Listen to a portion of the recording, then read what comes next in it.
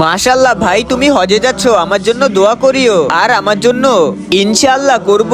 আর আমার জন্য খেজুর আর জমজমের পানি নিয়ে আসবে। আর আমার জন্য বেশি করে চকলেট নিয়ে আসবে। আরে রফিক ভাই, রফিক ভাই, আপনি তো হজ করে এসেছেন, আপনার তো খুশি হওয়ার কথা, আপনি কান্না করতেছেন কেন? ইমাম সাহেব, আমি তো হজ করতে ঠিকই গেছি, কিন্তু আমি সেখানে কাবা দেখতে পাইনি, তার জন্যই আমি কান্না করতেছি। কি কাবা দেখতে পাননি? আপনি কি কোনোদিন কোনো খারাপ কাজ করেছেন? আল্লাহকে ভালোবাসলে লাইক সাবস্ক্রাইব করে দাও। হ্যাঁ ইমাম সাহেব, 1 বছর আগে আমি হলাম সেই কালা জাদুর রাজা, যার সামনে কোনো শক্তিই টিকতে পারে না। বাবা, এমন কালা জাদু করে দাও যেন আমার বন্ধুরা বরবাদ হয়ে যায় আর আমি ধনী হয়ে যাই। ঠিক আছে, তোর কাজ হয়ে যাবে। আস্তাগফিরুল্লাহ ভাই, আপনার ইমান তো সেদিনই ধ্বংস হয়ে গেছে যেদিন আপনি কালা জাদু করিয়েছেন। আপনি তো খুব খারাপ কাজ করেছেন, তাহলে আল্লাহ আপনাকে তার ঘরের দিদার কি করে লাভ করতে দিবে? সময় থাকতে তওবা করেন, আল্লাহ যেন আপনাকে মাফ করে দেয়।